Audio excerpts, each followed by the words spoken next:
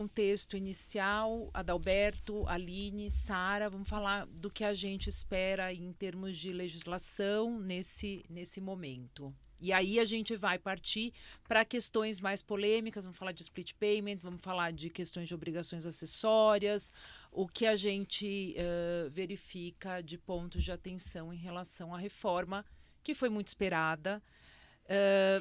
Ainda que a gente tenha pontos de discussão, a gente sabe que alguma melhoria de sistema, pelo menos é o que a gente tem visto nas nossas discussões, alguma melhoria de sistema a gente vai ter, mas, como toda transição, é sempre um desafio. Então, a gente vai passar por uma transição como se passou em algum momento lá em 88, talvez a gente possa falar de Constituição Federal nova, a gente vai passar por uma transição agora e algumas que virão. Então, teremos muito, muito trabalho, isso certamente. Vamos lá, vamos falar então de questão de legislação primeiro. Vou dar apenas um overview de como se deu a questão da emenda constitucional, reforma e tudo mais. Emenda, lá em dezembro de 2023, veio e trouxe a reforma como um todo. O que se trouxe? Três novos tributos, e com isso também se extinguiu outros tributos que existiam aqui no Sistema Tributário Nacional. PIS, COFINS, ICMS e ISS serão extintos com a reforma. A partir daí surgirão 3 novos tributos.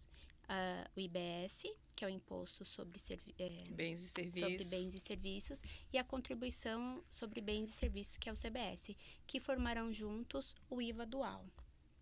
E também o imposto seletivo, que ele será incidente sobre bens e serviços nocivos ao meio ambiente e à saúde. Então, com isso, tem essa nova tributação sobre o consumo, que até então, como a Sara mesmo mencionou um pouquinho antes, é uma tributação totalmente modificada sobre a renda consumida, que é o que a gente vai passar a ter a partir desse novo layout de tributação dentro do cenário brasileiro. Dentro desse cenário brasileiro, a gente vai passar a ter realmente uma tributação sobre o consumo.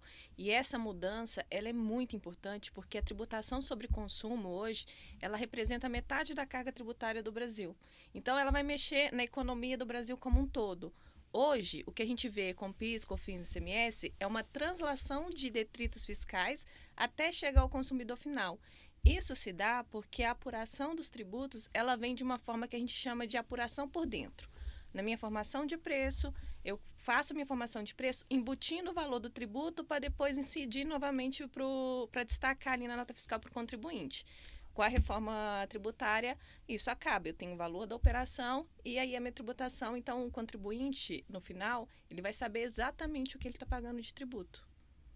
Inclusive, a tributação vai ser por fora, que é um Isso, grande que ganho. a gente fala. E muitas teses também com isso morrerão.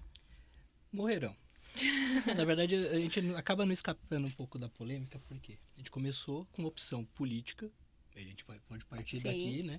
Que a opção para fazer um IVA dual, que é a opção com CBS e IBS, é política. Não existe nenhum empecilho constitucional, não existe nenhum empecilho de qualquer ordem para fazer um IVA dual. Ok, essa foi a opção política. E qual que é o desafio em termos de contencioso, em termos de tese, em termos de discussões?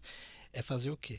É ver como as normas processuais e as normas de direito material vão se acomodar com essa alteração. A gente está falando de uma mudança, quase uma revolução no sistema tributário. A ideia é fazer o quê? É passar menos apuro nesse período de transição.